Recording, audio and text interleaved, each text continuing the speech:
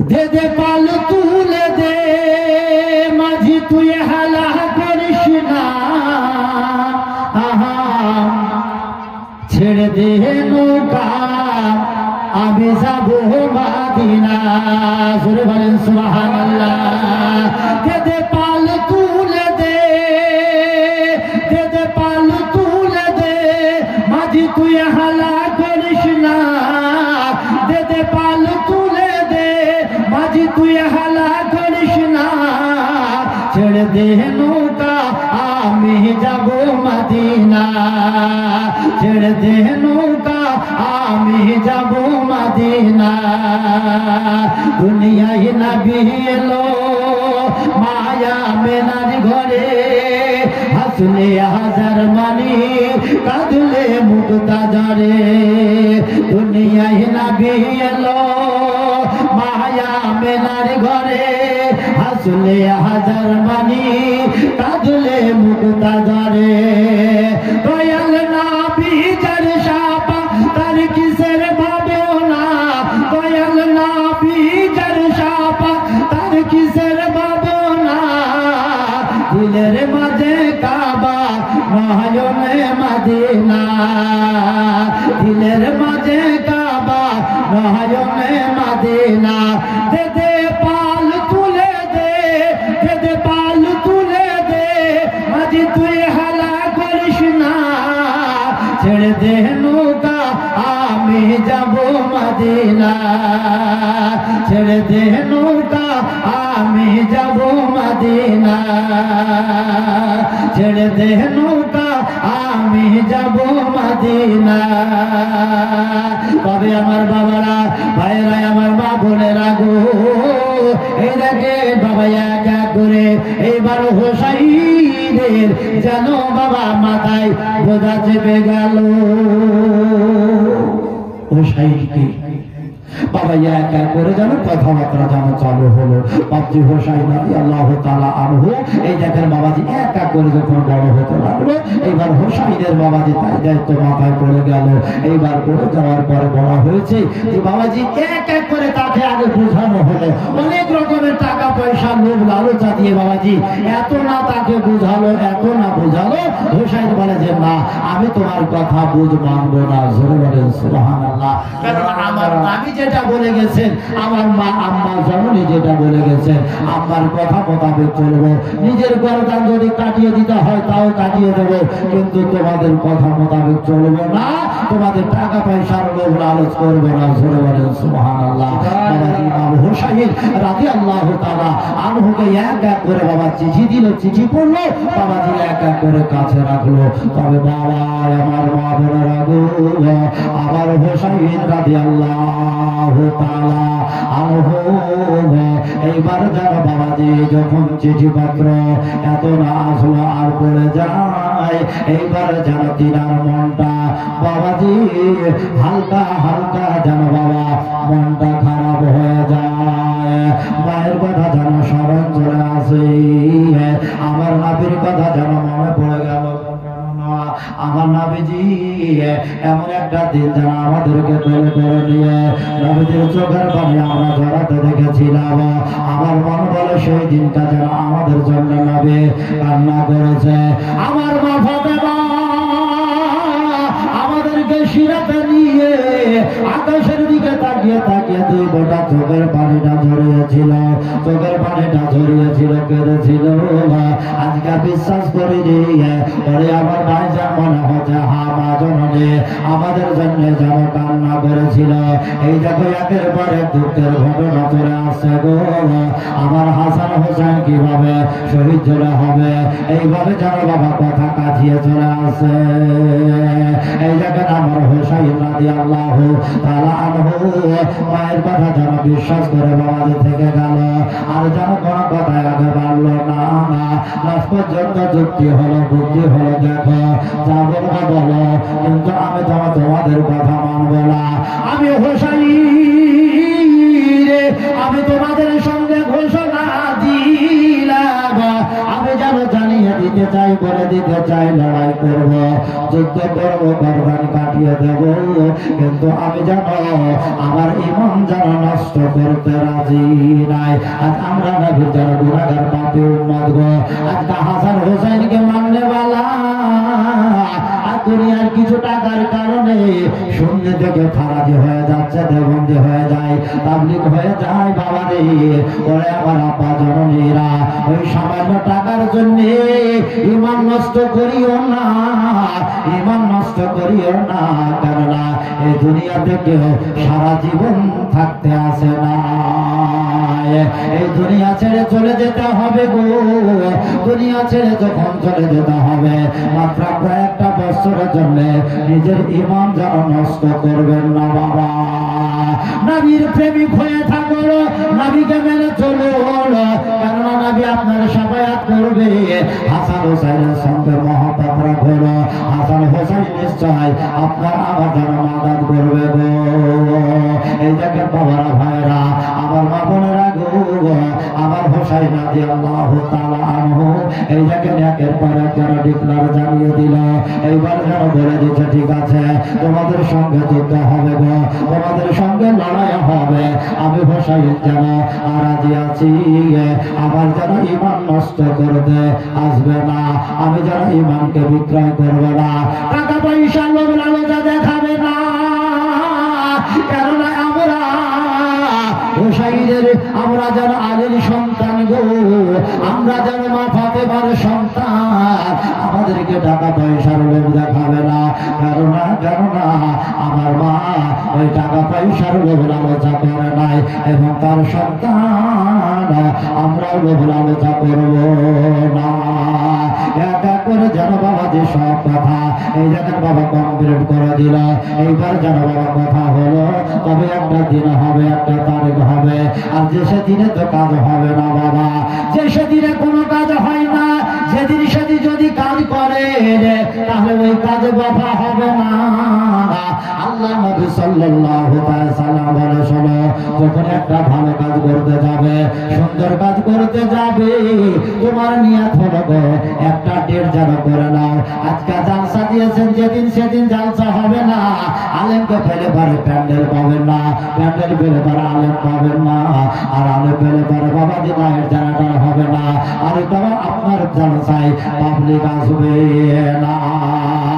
এই দেখেন বাবাজি, ডেট হয়ে গেল, একটা তারিখ হয়ে গেল, এমন একটা ডেট যাওয়ার পরে আমার হোসাইন রাদিয়াল্লাহু তাআলা আনহু এই জায়গায় বাবাজি কি করলেন, এক এক করে আমার হোসাইনকে আমার আম্মা জননী ফাতেমা সব যেন বুঝিয়ে দিয়ে গেছেন, সব কথা যেন বাবা আলোচনা করে গিয়েছেন, বলে গিয়েছেন।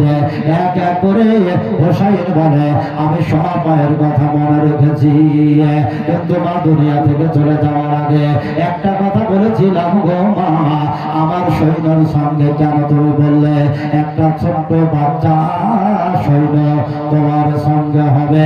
আমি সেই সময় আমি বলেছিলাম মা, ওই জায়গাটা হচ্ছে যুদ্ধ করার জায়গা, লড়াই করা জায়গা গো মা, ওখানে বাচ্চাদেরকে নিয়ে খেলা করা জায়গা নয় মা গো। সেই সময় তুমি কেন বললে বাচ্চাটাকে নিয়ে যেতে হবে, না হলে বাবা রে ওই কারবালার ময়দানে যুদ্ধ করতে পারবে না। ও বাবা দি সেই সময়তে বলে ঠিক আছে, আমি যেন যুদ্ধ করার জন্য, লড়াই করার জন্য আমি হোসাইন যেন এই দেখো বাচ্চাটাকে নিয়ে চলে যাব, আমি আসগারকে যেন নিয়ে চলে যাব। এক এক করে যেন বাবা কথা কমপ্লিট হয়ে গেল। যখন বাবা কথা কমপ্লিট হলো, ইমাম হোসাইনে তার দলবলকে ডাকলো গো, তার দলবলকে ডাকার পরে বললো বাবা তোমরা যেন রেডি হয়ে যাও, তোমরা যেন তৈয়ার হয়ে যাও, এক এক করে যেন ওই পাখির সৈন্যের সঙ্গে তোমাদের আমাদের সঙ্গে যেন তাদের সৈন্যের লড়াই হবে গো, যুদ্ধ হবে। কেনা যাবে আর কে যাবে না বলো? সকল মিলে হাত তুলে বললো হুজুর আপনাকে আমরা হোসাইন বলে মেনে নিয়েছি, জান্নাতি বলে মেনে নিয়েছি। কিসের জন্য যাব না, কিসের জন্য যাব না? আমরা যেন যুদ্ধ করতে যেতে চাই। হোসেন বলে যাও, তোমরা যেন একদিন রেডি হয়ে যাও। এই দেখেন বাবাজি কারবালার ময়দানে ওই মহরম মাস আসলো গো। আল্লাহ রাব্বুল আলামিন বলে 12টা মাস পাঠালাম। ওই আরবিতে 12টা মাসের মধ্যে ওই মহরম দিয়ে যেন শুরু করলাম, আরম্ভ করলাম। বাংলা মাস বাবা 12টা আছে, বৈশাখ দিয়ে আরম্ভ হলো। ইংরেজি মাস 12টা আছে, ওই জানুয়ারি দিয়ে আরম্ভ হলো। আর আরবি মাস ওই মহরম মাস দিয়ে যেন বাবাজি শুরু করা হলো।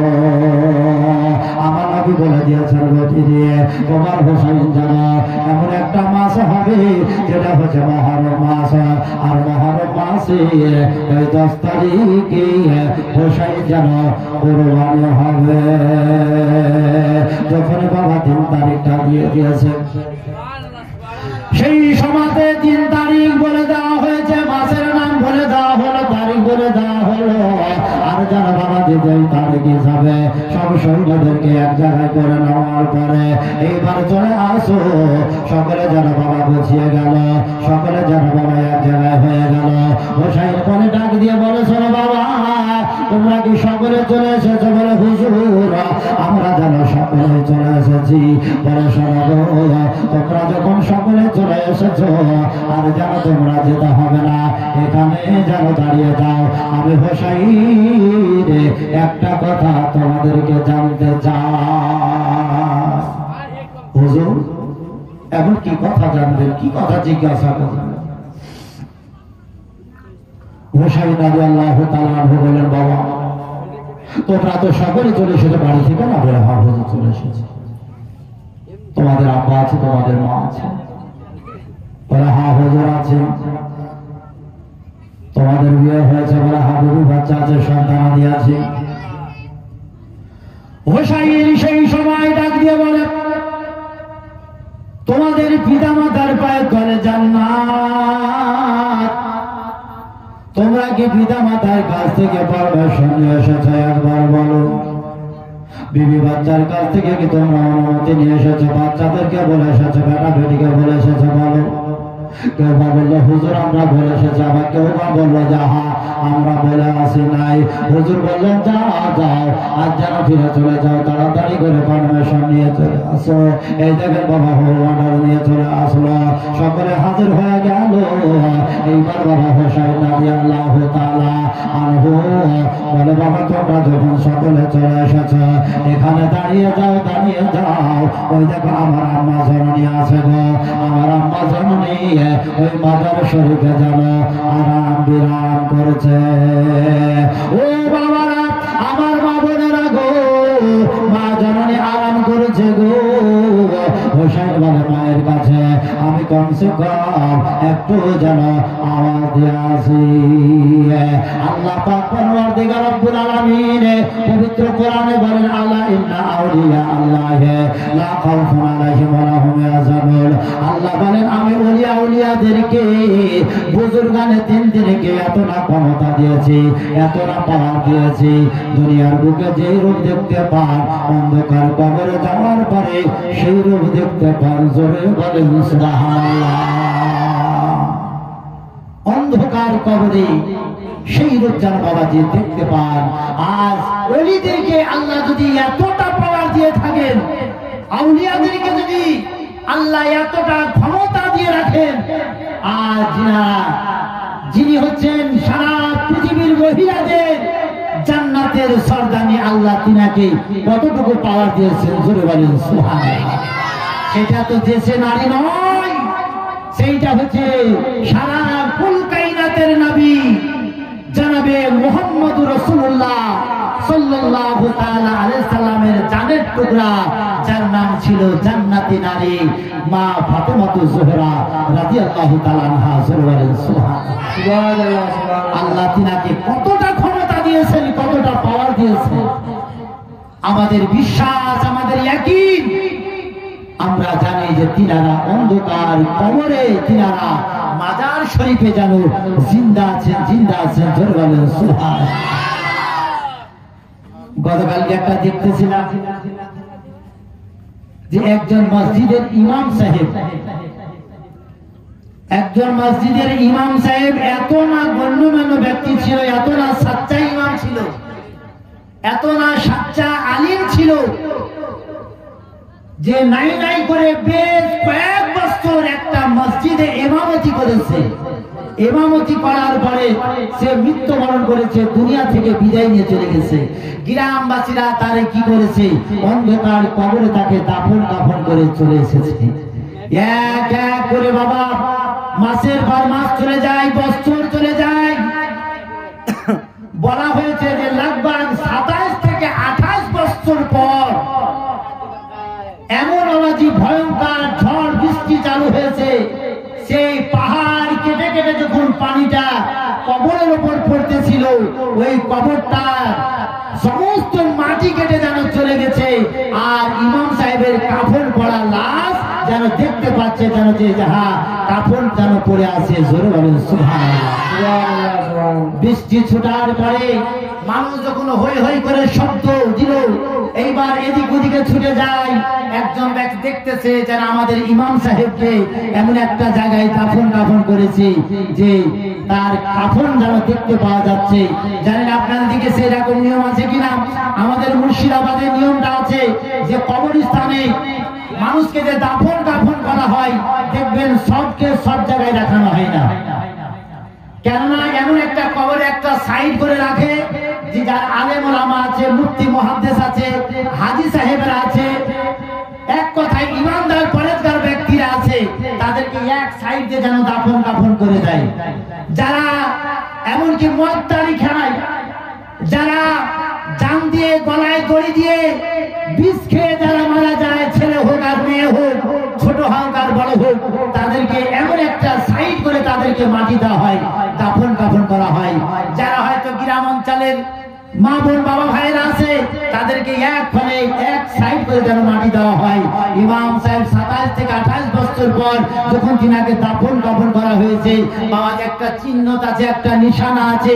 হ্যাঁ, এইবার দেখতে পেল যে হ্যাঁ কবরে যেন একটা যেন দাফন কাফন করা ব্যক্তির আমাদের ইমাম সাহেবের লাশ একবার মনে হচ্ছে যে সাদা কাপড় যেন পড়ে আছে। জোরে বলেন সুবহানাল্লাহ। সেই সময় গ্রামবাসী সকলেই কি করবে? বাড়ি ঘর ভেঙে গিয়েছে, কান্না করবে না ইমাম সাহেবের লাশটা বা কোথায় দাফন কাফন করবে।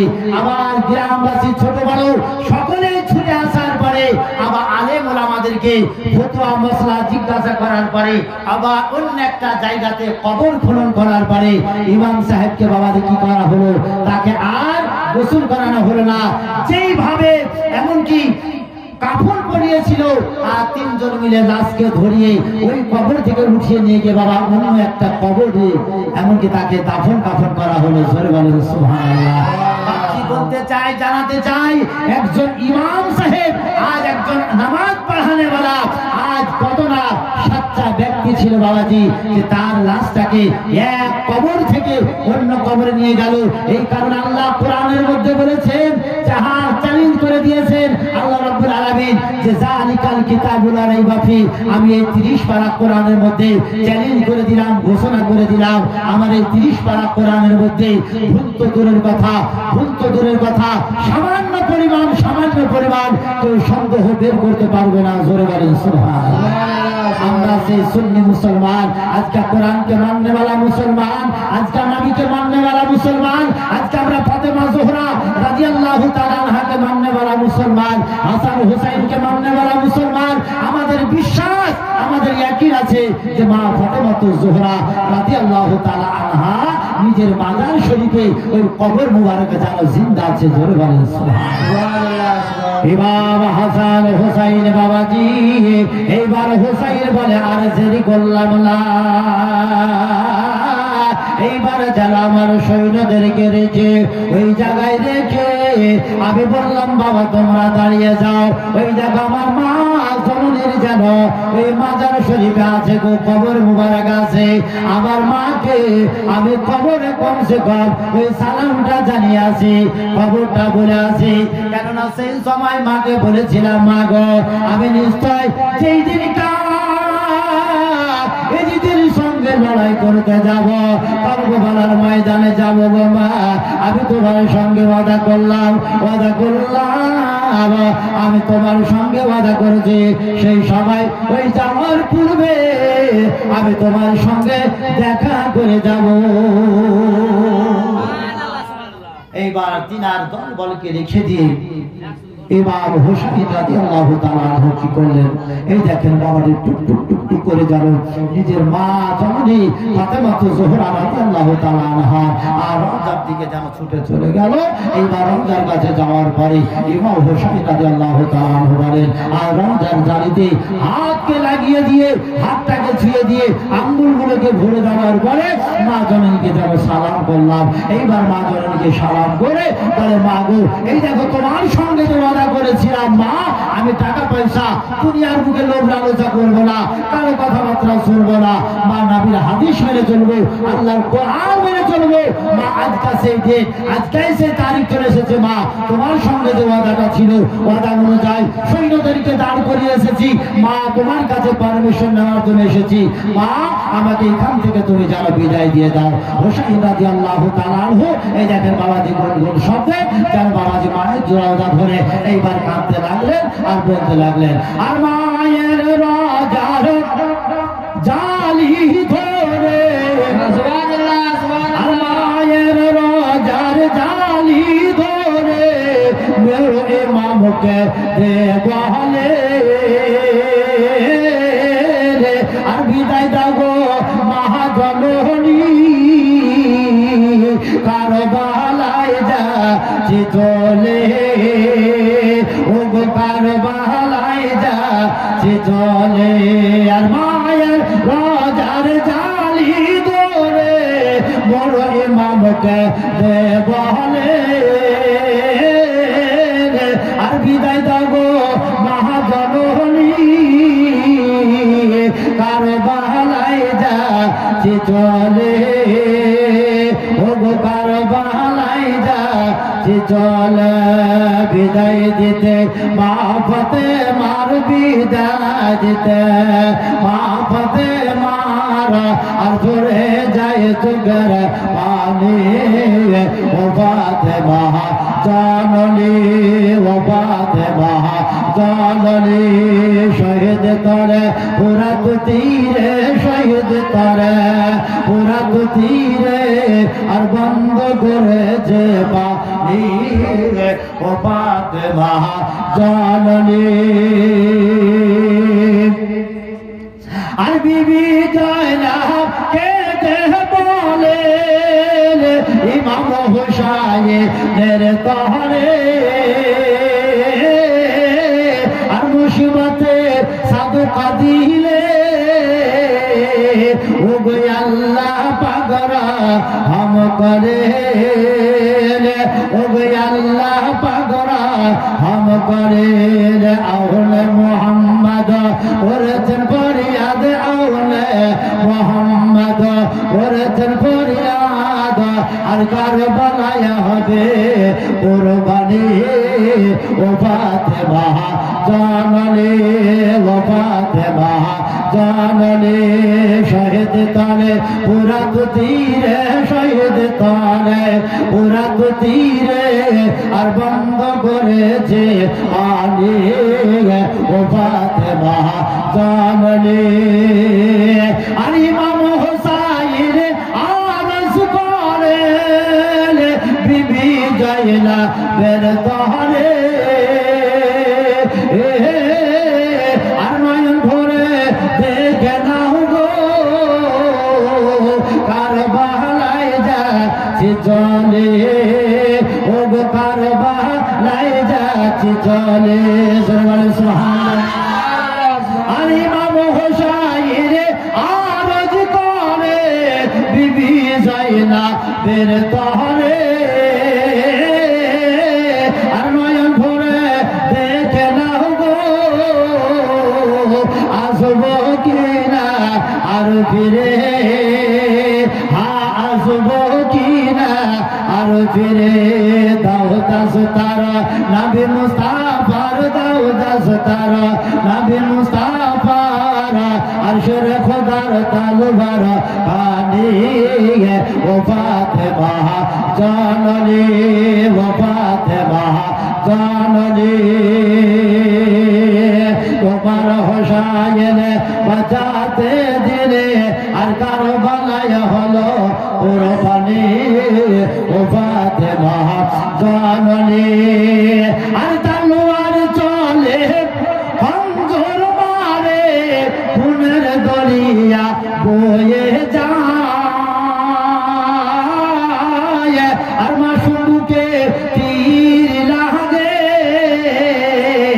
আলিয়া সুগারের পালে যায় ও আলিয়া সুগারের পালে যায় তলোয়ার চলে খঞ্জর মারে খুনের দরিয়া বয়ে যায় আর মাসুমকে তীর লাগে আলিয়া সুগারের পালে যায় ও আলিয়া সুগারের পালে যায় পান করিতে হাউজে কাউসার পান করিতে হাউজে কাউসার আর জান্নাতে গেলেন তিনি ও ফাতেমা জাননী ও ফাতেমা জাননী শহীদ তরে পুরা তীরে শহীদ তরে পুরা তীরে বন্ধ করেছে পানি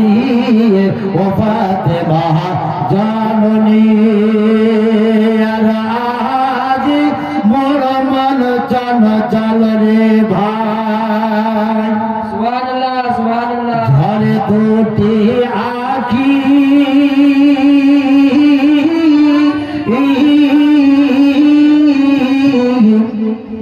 আজ মোর মন চঞ্চল রে ভাই ঝরে দুটি আঁখি বুঝালে মন বুঝিস না তুই কোন জঙ্গলের পাখি রে আজ মোর মন চঞ্চল রে আজ মোর মন চঞ্চল রে ভাই ঘরে দুটি আঁখি বুঝালে মন বুঝিস না তুই কোন জঙ্গলের পাখি রে আজ মোর মন চঞ্চল রে আর কাঁচা বাঁশের কাঠ পালঙ্ক ও গো কাঁচা বাঁশের কাঠ পালঙ্ক শুকনো পাটের দড়ি ও গো কাঁচা বাঁশের কাঠ পালঙ্ক শুকনো পাটের দড়ি আত্মীয় সকল মিলে রেখে আসবে আপন বাড়ি রে আজ মোর মন চঞ্চল রে আর ফুলের পাতা গরম পানি ও ফুলের পাতা গরম পানি ও গোসল করাইবে ও ফুলের পাতা গরম পানি ও গোসল করাইবে আর গোসল করাইয়া মন তোর জানাজা পড়াইবে রে আজ মোর মন চঞ্চল রে আর জানাজা পড়াইয়া মন তোর ও দাফন করিবে ও জানাজা পড়াইয়া মন তোর দাফন করিবে ও দাফন করিয়া মন তোর সকলে বাড়ি ফিরবে রে আজ মোর মন চঞ্চল রে আজ মোর মন চঞ্চল রে ভাই আজ মোর মন চঞ্চল রে ভাই ঘরে তো টিয়াকি বুঝালে বল বুঝিস না তুই কোন জঙ্গলের পাখি রে আজ মর মর চান চাগাল রে আজ মর মর চান চল রে ভাই ঘর দুটি আগি বুঝালে বল বুঝিস না তুই কোন জঙ্গলের পাখি রে আজ মর মন চান